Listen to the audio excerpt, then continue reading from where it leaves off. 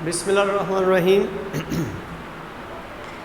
हमारा आज का lecture organic chemistry BSc second और आज हम जिन रिएक्शंस को स्टडी करेंगे पिछले कुछ लेक्चर्स में उनका हवाला हम दे चुके हैं। आज हम एलिमिनेशन रिएक्शंस को स्टडी करेंगे। एलिमिनेशन रिएक्शंस जो हैं वो हमेशा से एक कंपीटिंग रिएक्शन का दर्जा रखते हैं फॉर न्यूक्लियोफिलिक सब्स्टिट्यूशन रिएक्शंस। तो किस तरह compete करते हैं ये न्यूक्लियोफिलिक सब्स्टिट्यूशन रिएक्शंस को और किस किस मैकेनिज़्म के ज़रिए होते हैं, आज के इस लेक्चर में हम स्टडी करेंगे। सबसे पहले एलिमिनेशन को समझना हमारे लिए ज़रूरी है। जैसे नाम से ज़ाहिर है, यहाँ से कुछ ग्रुप्स एलिमिनेट होंगे सबस्ट्रेट मॉलिक्यूल में से। सब्स्टिट्यूशन रिएक्शन में if leaving group leaves the substrate then nucleophile replaces it, यानी एक चीज़ जाएगी दूसरी चीज़ उसकी जगह ले लेगी। लेकिन लीविंग ग्रुप जो है उसके जाने से जो न्यूक्लियोफाइल है वो ना आए, बल्कि एक ही सबस्ट्रेट से दो चीज़ों का रिलीज़ हो जाना और एक अनसैचुरेशन को क्रिएट करना, this is called elimination. Substrate molecule से एक हाइड्रोजन मॉलिक्यूल जाएगा, एटम जाएगा, और एक लिविंग ग्रुप जाएगा। आया कि वो एक कार्बन से जाएंगे या दो जो विसिनल कार्बन्स हैं उनसे जाएंगे। ऐसे में आपको दो तरह की एलिमिनेशन का सामना करना होगा। मैं सबसे पहले एग्जांपल देता हूँ। अगर एक ही कार्बन से हाइड्रोजन जाए और उसी कार्बन से अगर हैलोजन जाए, तो मेरे पास एक मॉलिक्यूल है क्लोरोफॉर्म का। जैसे ही क्लोरोफॉर्म में उसी से हाइड्रोजन का जाना, मैं इसको आसानी के लिए यूँ बना देता हूँ, उसी मॉलिक्यूल से H का चले जाना और Cl का निकल जाना, और यहाँ पे एक पेयर दे देना। एक ही कार्बन से हाइड्रोजन और हैलोजन का चले जाना एक बहुत ही रिएक्टिव स्पीशी को जन्म देता है। इन्हें हम कार्बीन्स कहते हैं। सो इट इज़ अ डाइक्लोरोकार्बीन। कार्बीन्स को हम बड़ी क्लासेस में प्रॉपर इनकी केमिस्ट्री को स्टडी करते हैं, नाइट्रीन्स और कार्बीन्स को। तो ये रिएक्टिव स्पीशी बनी कार्बीन, बहुत ज़्यादा रिएक्टिव है। अल्टीमेटली रिमूवल ऑफ HCl होगा, क्योंकि एक ही कार्बन से दोनों ग्रुप गए हैं। सो इट इज़ कॉल्ड 1-1 एलिमिनेशन। इसे 1-1 एलिमिनेशन भी कहते हैं, इसे अल्फ़ा एलिमिनेशन भी कहते हैं। लेकिन अगर जिस कार्बन पे हैलो ग्रुप अटैच है, if it is alpha, the second carbon will be beta. अगर हाइड्रोजन बीटा से जाए और अल्फ़ा से हैलो ग्रुप जाए और यहाँ पे अनसैचुरेशन क्रिएट हो, हम इसको बोलेंगे बीटा एलिमिनेशन रिएक्शंस। इनको 1-2, so it's a carbon number 1, it's a carbon number 2, it's called 1-2 elimination और बीटा एलिमिनेशन। तो मैंने आपको दो तरह की एलिमिनेशन के बारे में बताया। वन इज़ अल्फ़ा एलिमिनेशन और 1-1 elimination. Second is beta elimination और 1-2 एलिमिनेशन। अल्फ़ा एलिमिनेशन की सूरत में रिएक्टिव कार्बीन्स बनते हैं। बीटा एलिमिनेशन की सूरत में अनसैचुरेशन आएगी, अल्कीन्स बनेंगे। अब हम इससे आगे जितनी भी एलिमिनेशन को स्टडी करेंगे, that will be the beta elimination. हम 1-2 एलिमिनेशन या बीटा एलिमिनेशन को जब डिस्कस करते हैं तो दो तरह के मैकेनिज़्म का हमें सामना करना होगा। बिल्कुल न्यूक्लियोफिलिक सब्स्टिट्यूशन रिएक्शन की तरह जैसे SN1 और SN2 था, यहाँ पे भी E1 और E2 होगा। तो मैं इन दोनों को कंपेयर करता हूँ एक साथ, E1 mechanism and E2 mechanism. बिल्कुल SN1 के करस्पॉन्डिंग में अगर आप उसके बैकग्राउंड में देखें SN1 के लिहाज से, जो हमने पिछले लेक्चर में स्टडी किया, जैसे SN1 2 स्टेप मैकेनिज़्म है, ऐसे ही E1 भी 2 स्टेप मैकेनिज़्म है। दो स्टेप्स में रिएक्शन मुकम्मल होता है। In the first step carbocation is formed by the process of ionization. जो हैलोजन ग्रुप है वो छोड़ के चला जाएगा। सेकेंड स्टेप में अब के बाद न्यूक्लियोफाइल अटैक नहीं करेगा कार्बन के ऊपर, बल्कि एक प्रोटॉन अटैक करेगा बीटा हाइड्रोजन के ऊपर, और बीटा हाइड्रोजन के एलिमिनेट होते ही वो डबल बॉन्ड या अनसैचुरेशन वहाँ पे हमें नज़र आएगा। सो देखें जी, पहला स्टेप है जो कि हमेशा से हम मानते हैं, जैसे न्यूक्लियोफिलिक सब्स्टिट्यूशन रिएक्शन में हमने स्टडी किया, इस मैकेनिज़्म में पहला स्टेप स्लो होता है, that is removal of Br या ब्रोमाइड और लीविंग ग्रुप। यहाँ पे कार्बोकेटाइन बना। अब इस कार्बोकेटाइन पे अगर न्यूक्लियोफिलिक रिएक्शन होता, सब्स्टिट्यूशन रिएक्शन होता, तो एक न्यूक्लियोफाइल अटैक करता, जबकि इस दफ़ा अटैकिंग स्पीशीज न्यूक्लियोफाइल नहीं but it is a base. ये एक बेस है और जैसे ही बेस बीटा हाइड्रोजन पे अटैक करेगा ये बॉन्ड अंदर आ जाएगा, so we will get an alkyne, हमें एक अल्कीन मिलेगा और ये जो बेस है वो हाइड्रोजन के साथ जाएगा। तो सेकंड स्टेप जो है यानी अटैक ऑफ अ बेस और leaving up of a proton, second a fast reaction. So therefore the rate of reaction in even mechanism is dependent upon the first step yani formation of carbocation or the ionization. This is called the rate determining step. So यहाँ पे आपको एक बात बताता चलूँ, SN1 में भी rate of reaction first step पे डिपेंड करता है, E1 में भी फर्स्ट स्टेप पे ही डिपेंड करता है rate of reaction. So ultimately ये डिसाइड करना whether the substitution is going on और द एलिमिनेशन, ये तो सेकंड स्टेप में डिसाइड होगा कार्बोकेटाइन फॉर्मेशन के बाद। Whether hydrogen is being abstracted by a base, it will be elimination, और whether a nucleophile is attacking upon the nucleophilic carbon, so it will be the nucleophilic substitution reaction. So this will happen in the second step. In the first step there is a same step in elimination and substitution reactions. So that is the formation of the carbocation. Ultimately we can say that for SN1 reaction and for E1 reaction the rate of reaction will be same always.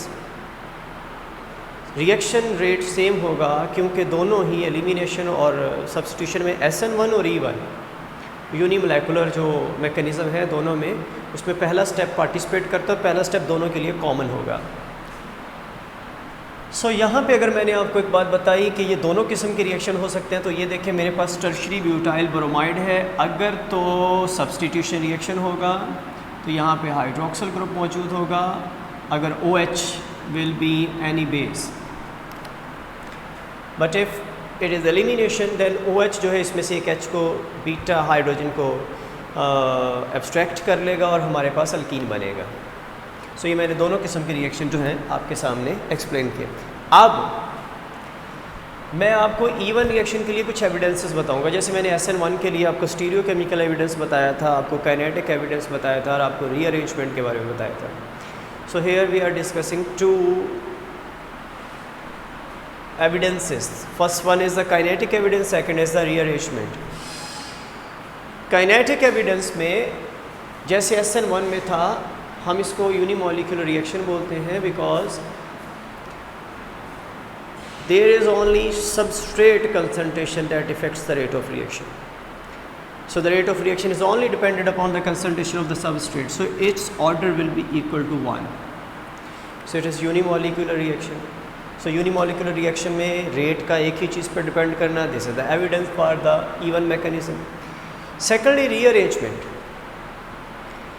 हमें E1 mechanism को साबित करने के लिए we will have to prove the presence of the carbocation, हमें carbocation की presence को साबित करना होगा।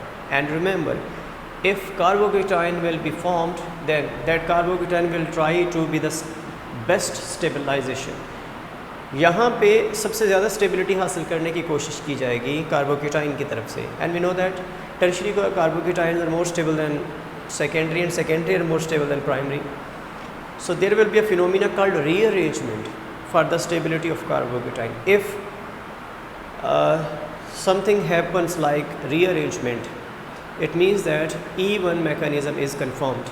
So यहाँ पे देखें जी, पहले स्टेप में ब्रोमाइड बन के निकलेगा, so it will be the slow step, and in the slow step there will be a carbocation formation. But as you see this molecule, you can see that it is a secondary carbocation, as the positive carbon is connected further with two carbon at the right side and the left side. But if there are the chances or this is the availability of some other alkyl groups there, then this secondary carbocation can be converted into tertiary carbocation.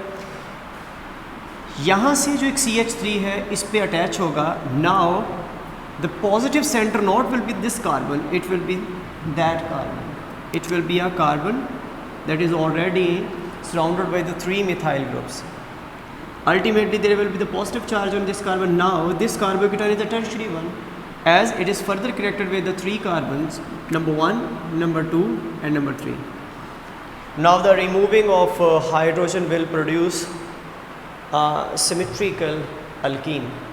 So इस तरह rearrangement mechanism जो है ये भी evidence है E1 mechanism के लिए. So now we will start the E2 mechanism. बिल्कुल SN2 को correspond करेगा ये. जैसे SN2 में एक ही स्टेप में अटैक होता है न्यूक्लियोफाइल का, उसी स्टेप में there will be the bond formation between nucleophile and the central carbon and the leaving group. So this will be a simultaneous process, that attack of nucleophile and the removal of the leaving group.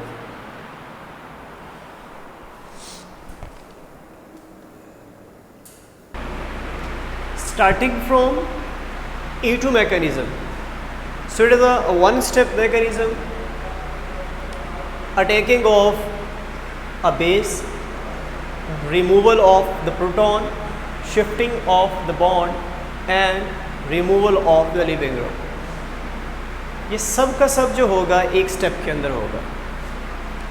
अब यहाँ पे अगर देखें मैंने ये transition form जो है यहाँ पे लिखी, ट्रांजिशन फॉर्म में देख सकते हैं attack on hydrogen, abstraction of hydrogen, doubling of the bond and removal of the leaving group. ये सब एक स्टेप में होगा. But remember this type of conformation in which here is the attack is going on. Now abstraction, double bond and the removal of leaving group. So this is in this position and that conformation is called anti-periplanar conformation. याद रखिएगा जिस side से hydrogen abstract होगा उसके opposite side से leaving group छोड़ के जाएगा बॉन्ड को. So this is a antiperiplanar conformation. So conformational isomerism में हम इसको एंटी-पेरिप्लेनर बोलेंगे. सो यहाँ से रिमूवल ऑफ वाटर होगा, अल्कीन बनेगा and removal of bromide ion.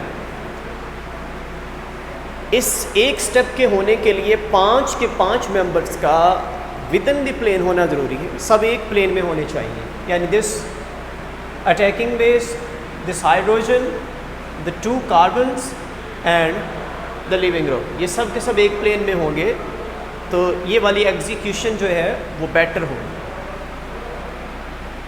सो अब यहाँ पे SN2 और E2 में अगर हम कंपैरिजन करें, अगर तो अटैकिंग स्पीशी एक बेस होगी तो फिर तो एलिमिनेशन होगा. बट अगर अटैकिंग स्पीशी एक अच्छा न्यूक्लियोफाइल होगी तो वहाँ पे न्यूक्लियोफिलिक सब्स्टिट्यूशन रिएक्शन देखने को मिलेगा. So attacking group attacks carbon, if the attack happens on this hydrogen so this will be elimination. If this attack happens on this carbon it will be nucleophilic substitution. Basicity is affinity to proton and nucleophilicity is affinity to attack carbon. यानी किसी भी base के लिए affinity जो है वो इस बात की है वो विश करेगा to attack on a hydrogen और हाइड्रोजन को एब्स्ट्रैक्ट करना, और न्यूक्लियोफाइल की विश होगी कि वो अटैक करे इस कार्बन के ऊपर. यहाँ पे आपको बताता चलूँ, बेस का अटैक करना प्रोटॉन के ऊपर और इसको एब्स्ट्रैक्ट करना, this is an equilibrium phenomena. But attack on a nucleophile on the carbon, it is a kinetic phenomena. यानी कितनी तेज़ी के साथ ये जाके उस कार्बन के साथ अटैक करता है. So basicity is an equilibrium phenomena and nucleophilicity is kinetic phenomena. अब इसके एविडेंस में, E2 के एविडेंस में अगर हमें कुछ बात करना होगी सबसे पहले हम जो काइनेटिक एविडेंस की बात करेंगे. जैसे E1 में जो रेट ऑफ रिएक्शन था, this was depended upon only the concentration of the substrate molecule. Here the rate of reaction is depended upon 2 things. One is the concentration of substrate, second is the concentration of the base also that is attacking on the hydrogen. So its order will be equal to 2, 1 and 1 2. अब यहाँ पे मैं आपको kinetic isotopic effect के बारे में बताता चलो. जैसे ही बेस अटैक करेगा हाइड्रोजन के ऊपर, हाइड्रोजन एब्स्ट्रैक्ट होगा. If I will replace that hydrogen with a deuterium, then remember that the breaking down of carbon to deuterium bond is rather difficult phenomena as compared to the breaking down of carbon to hydrogen bond. Ultimately जब base attack करेगा किसी hydrogen के ऊपर, वो जल्दी bond तोड़ देगा अपना कार्बन के साथ, तो reaction rate will be more than the breaking down of the carbon and deuterium bond. और जब बेस ड्यूट्रियम पे अटैक करेगा उतनी जल्दी नहीं ब्रेक डाउन होगा. सो इसका मतलब ये हुआ, जब मैं एब्स्ट्रैक्टेड हाइड्रोजन की जगह वहाँ पे ड्यूट्रियम ऐड करूँगा तो rate of reaction will be lower down 3 to 8 times. This is called as kinetic isotopic effect. यहाँ पे एक एग्जांपल में मैंने आपको क्लियर भी किया. ये हमारे पास सेकेंडरी प्रोपाइल ब्रोमाइड है, यहाँ पे ये एलिमिनेशन दे रहा है और मैंने सारे हाइड्रोजन ड्यूट्रियम से रिप्लेस किए. जब उसके साथ एलिमिनेशन होगी तो रिएक्शन जो होगा 6.7 times स्लोअर हो जाएगा इन प्रेजेंस ऑफ ड्यूट्रियम. सो आज का हमारा लेक्चर ख़त्म होता है. अल्लाह हाफिज़.